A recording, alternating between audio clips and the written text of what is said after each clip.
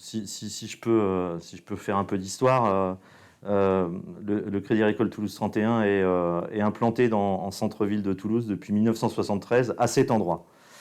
Et entre 1973 et 2017, nous étions dans un bâtiment qui a vécu pendant une quarantaine d'années, un peu plus de 40 ans, et qui n'était plus adapté au mode de fonctionnement qui émergeait ces dernières années, notamment dans tout le volet collectif, collaboratif.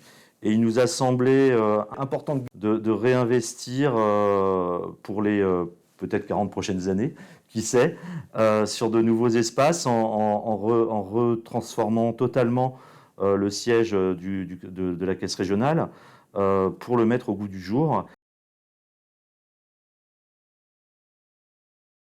Alors, enfin, comme vous vous doutez bien, puisqu'on a, je dirais, tout déconstruit l'immeuble, hormis ses fondations, ben, il a fallu nous trouver un nouvel espace où vivre. Et le comité de direction et le conseil d'administration, on a choisi de rechercher des locaux qui pourraient être ressemblants à ce que sera, ou à ce que serait finalement notre siège social de dans 2 ans et demi de l'époque. Et on a eu la chance de trouver un espace dans Toulouse qui nous a permis finalement de préparer finalement ces changements dans les modes de travail, puisque l'immeuble qu'on a occupé était déjà sur un format approchant à celui que vous visitez et que vous avez vu et que vous voyez aujourd'hui même, avec des open space, avec des bulles ou des pods, avec des différents espaces de cellules de réunion.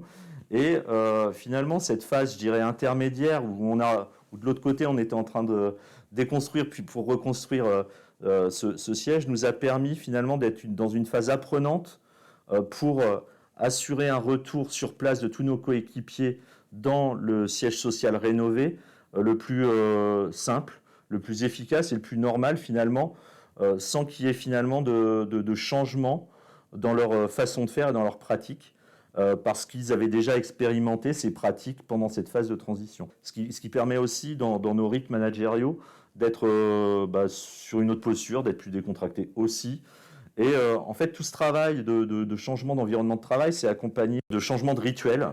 Et dans les rituels managériaux, on a vu apparaître des stand-up meetings du matin, debout. Donc on a des espaces avec des salles où on se réunit debout.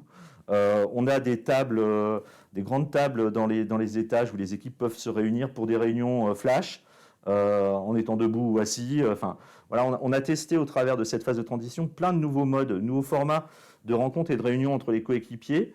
Et puis, ça nous a permis de voir ce qui fonctionnait, ce qui ne fonctionnait pas. Et il faut accompagner les coéquipiers dans des nouveaux modes de fonctionnement. Ça s'est accompagné évidemment de tout le passage de tout le personnel en matériel dit nomade. Donc, ça a aussi facilité énormément les choses. Parce que d'espace où précédemment, dans l'ancien temps, comme on dit aujourd'hui, on était sur des petits espaces collectifs avec beaucoup de bureaux individuels, on s'est retrouvé finalement à être tous ensemble sur des espaces collectifs, managers inclus, au milieu des équipes. Donc voilà, ça a été quelque chose qui a été passionnant aussi d'un point de vue humain et managérial.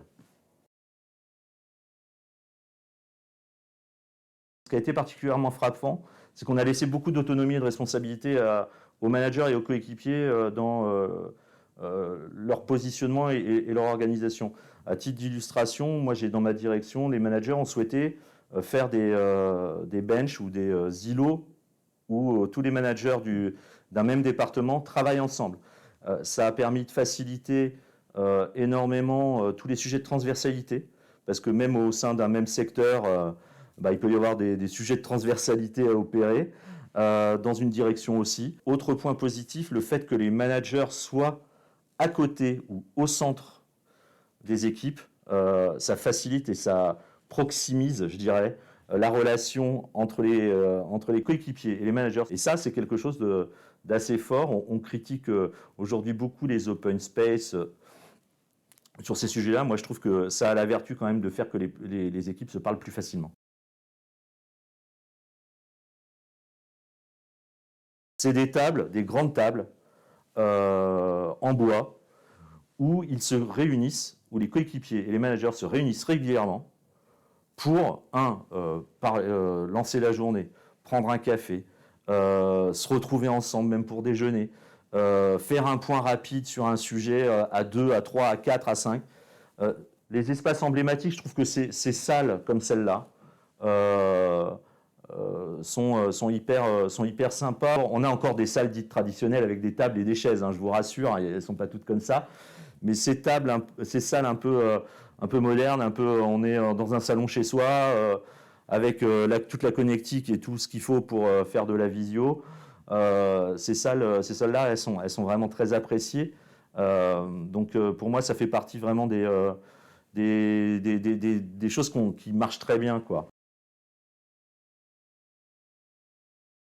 On a la chance d'être un partenaire d'Ethics Group depuis de très nombreuses années.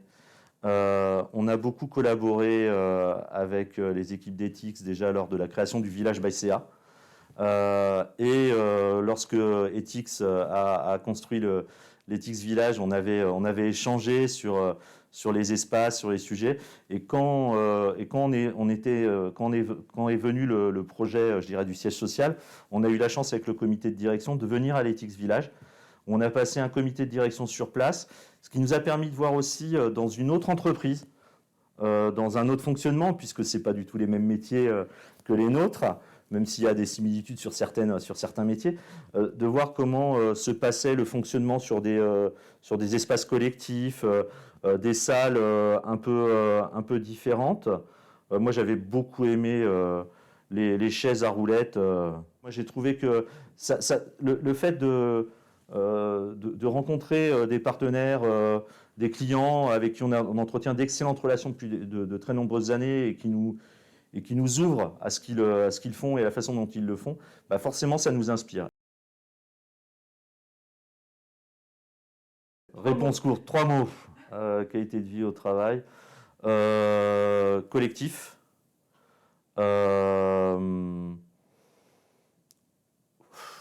Autonomie. Et puis le sourire.